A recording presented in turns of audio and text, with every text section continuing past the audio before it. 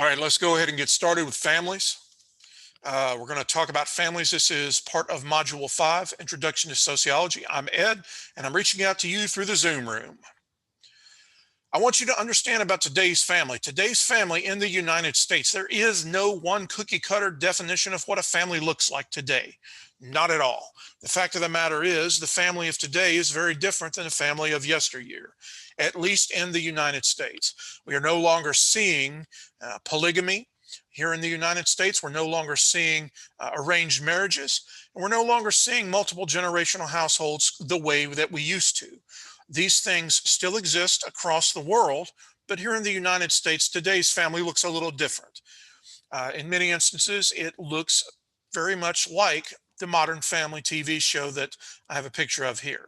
We are seeing uh, we are seeing the traditional family where the husband and wife are are living together and raising children, and we are often seeing women entering the workforce as well.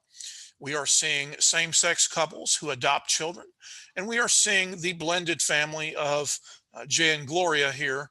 And when I say blended family, I'll talk more about that in a minute. What I mean is they were previously married to other people, and they uh, either got a divorce, widowed, whatever, and they come together and start a new family, start a new marriage. And in many instances, they will bring stepchildren to that relationship. So be aware of that. Also be aware, and I'm going to talk about this on the next slide. When we talk about family, it would probably be better that we discuss kinship. Because according to sociologists, family is a group that comes together for the purposes of raising a family. And we see that family, according to sociologists, reflect people that are related by marriage, blood, or adoption. As I mentioned, kinship is probably much better to discuss because that includes a lot of people. I will tell you right now that there are people that I'm related to through marriage, blood, or adoption that I've never met. And no offense or offense taken, I don't really care. I don't care to meet these people. I have no use for them. No offense, don't know them, don't care to know them. But the kinship, however, is a little bit different. The kinship is referring to people that you have that bond with. This can include fictive kin. Fictive kin refers to people that are close enough to you that even though they are not related through blood, marriage, or adoption, you consider them family. And definitely, there are a lot of people that I feel that way about. What we're seeing with marriage and divorce, and we're going to talk about divorce in a minute, what we're seeing with marriage in the United States today, at least, is that women are choosing to wait until they have completed their education and started a career before they decide to get married. Um, Years past, women would stay with their father until they got married, but we're seeing now that they are not doing that. Instead, what many people are choosing to do is to cohabitate. And I'll just tell you right now, I don't know what the 2020 cool definition is of cohabitation is. My generation called it shacking up. We called it living together under the same roof, more than roommates, because the people were having sex with one another. But it's just cohabitation, and a lot of people are choosing that because, well, there are several reasons why people are choosing to cohabitate, but the primary reason that I think is, and that I've read is that many people feel it's easier. It's easier. You want to test out the relationship before you to commit to marriage. So there we go. If we're talking about families, we also need to focus on the terms nuclear and extended, and you will see this on your exam, so you better pay attention. Nuclear family includes the parents and the kids. That's it. That's all there is in the nuclear family. Anything else is extended: grandparents, uncles, aunts, nieces, nephews, cousins. Extended family is anything other than the parents or the kids. You'll see that on the exam. We were talking about people being married and why they waited to get married. Let's talk about why people get divorce. Why people get a divorce. The first reason is people want to be single. There's this rising individualism. They were married, and for whatever reason, they're no longer happy and they want to be an individual again. They may fall out of love for with someone. This is unfortunate, but it happens. Once you've lived with someone for a while, the shine falls off. Maybe subsiding romantic love. People want to get a divorce. Women are less dependent on men. As I mentioned, it used to be women would stay with their father until they got married. That's not the case anymore. Women are able to earn their own way in the world. Marriages themselves are stressful. Think about how stressful it is an individual life, and put two of them together. Yes, it's wonderful that you have someone to share your stress with, but in turn, you also have to pick up that person's stress and share that with them as well. Marriages are very stressful these days, particularly with more women working outside the home. Divorces are more socially acceptable today, and they are more easily acquired. 100 years ago, it took almost an act of Congress to get a divorce. There were only two grounds you could receive a divorce for: adultery, physical abuse. Now, in the state of North Carolina, for example, and I'm just using the state of North Carolina as one example, all you have to do is stay apart for 1 year and you've got a divorce. So, these are some of the reasons that people are getting divorced. Just wanted to throw that in there. Also want to mention about divorces and children, because there can be some negative impact for children of divorce. And we see that across the board. However, what we are also seeing, what sociologists are also reporting, is that if the parents are willing to work together for the best interest of the child, and put their fighting aside and not fight in front of the children, and not name call the other parent in front of the children, and not try to cut the other parent off at the knees, and be supportive of the children, we're seeing that these effects can be minimized.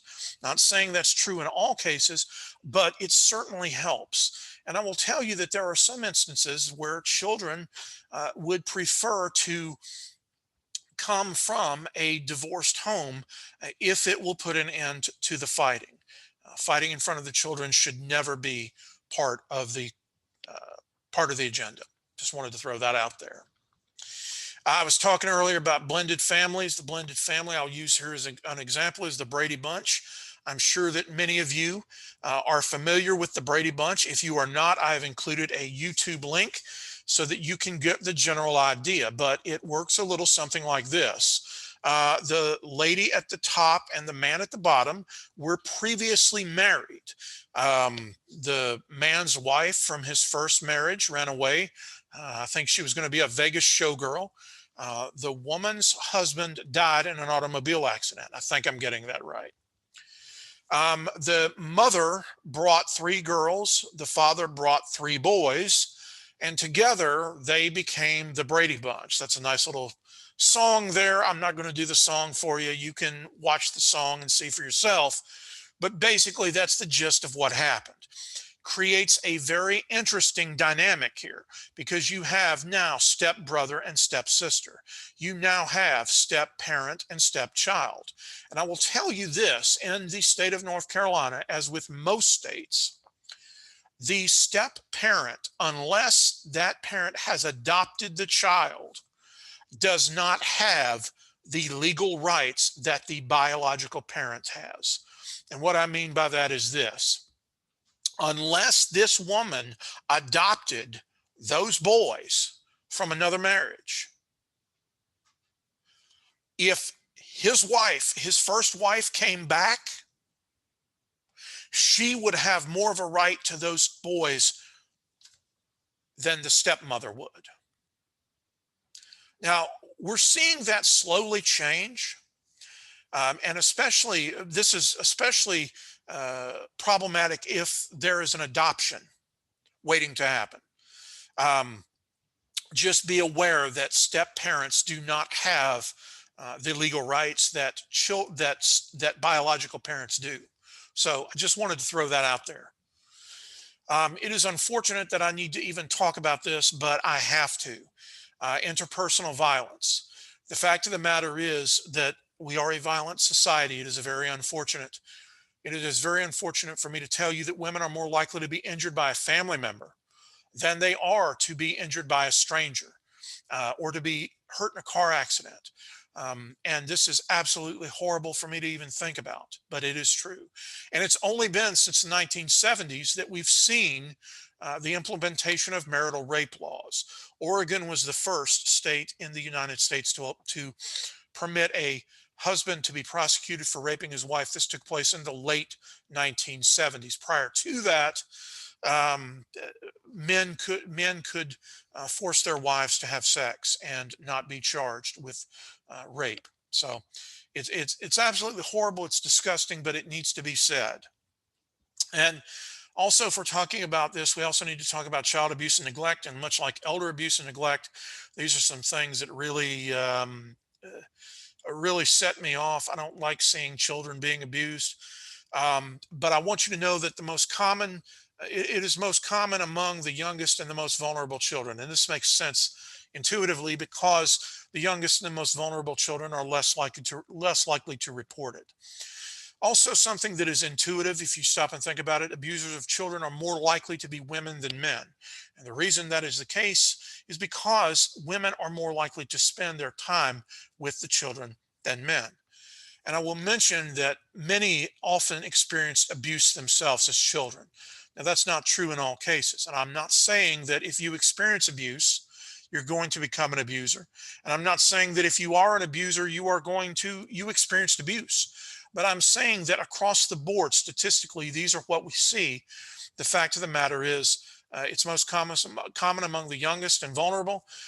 The abusers are more likely to be women, and many of the abusers experienced abuse themselves. And the sociological perspectives of family. The conflict perspective looks at your family as a means of transmitting inheritance.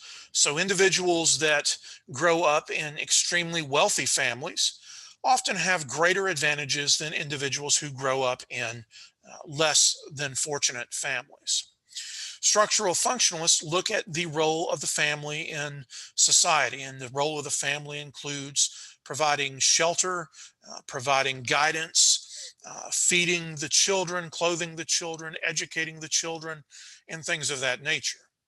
And symbolic interactionists look at the way the definition of family is changing in our social world. We see that across the United States. I've said that family, the definition has changed. I've said that the family of today is not the family of yesteryear, and the family of the United States in 2020 is not the family of other countries. So, what does it mean to be a family? Well, that's up for interpretation. Guys, that's all I have. If you have any questions or comments, please reach out to me, and I'll see you online.